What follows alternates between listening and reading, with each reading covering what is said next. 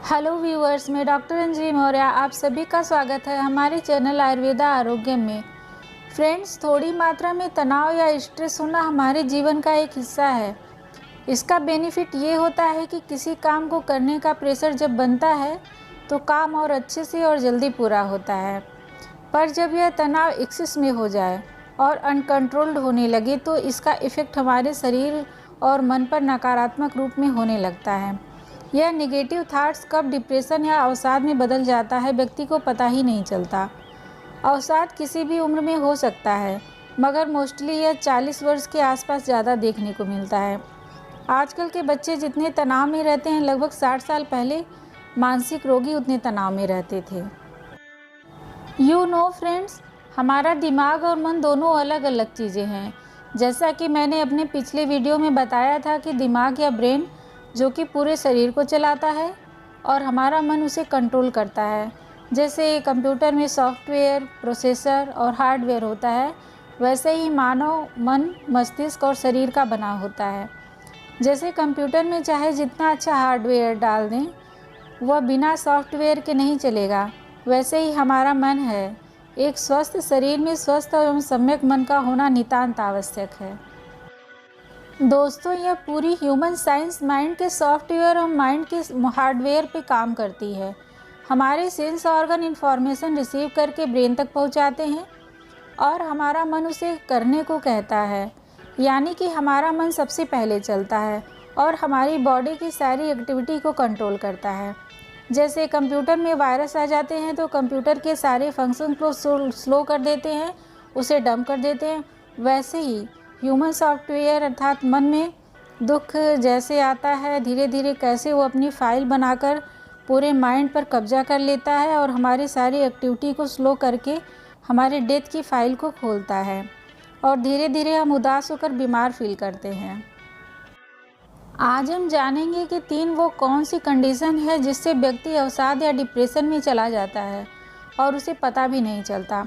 पहली कंडीशन तो यह है कि कोई बात हमारे मन में बैठ जाए कि वो हमें चाहिए और वो चीज़ हमें ना मिल पाए। जैसे कि वो कोई भी सामान, कोई भी व्यक्ति, जगह या बहुत प्रसिद्धि, कुछ भी हो सकता है।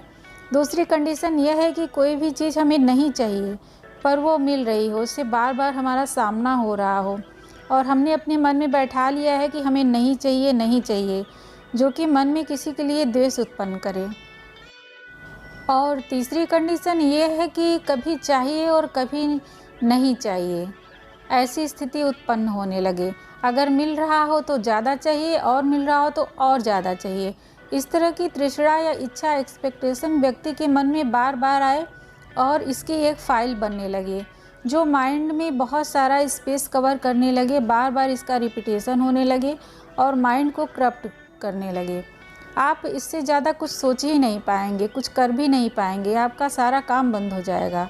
जब इस तरह की स्थिति उत्पन्न होने लगे तो व्यक्ति में डिप्रेशन के सिम्टम दिखने लगते हैं। जैसे व्यक्ति समाज से धीरे धीरे कटने लगेगा, दिमाग में आत्महत्या जैसे निगेटिव थॉट्स आने लगेंगे, पेशेंट को भूख नहीं लगेगी, पेट संबंधी समस्याएं उत्पन्न होने लगेंगी, नींद भी नहीं आएगी, वो आसान सी चीज़ करने में भी बहुत वक्त लगाएगा। किसी भी काम को करने के लिए कंसंट्रेशन मेंटेन नहीं होगा। हमारे मस्तिष्क में न्यूरोट्रांसमीटर्स होते हैं जो विशेष रूप से सेरोटोनिन, डोपामिन या और नॉरनेफ्रिन रिलीज़ करते हैं, जो कि प्लेजर एंड हैप्पीनेस की फीलिंग को प्रभावित करते हैं।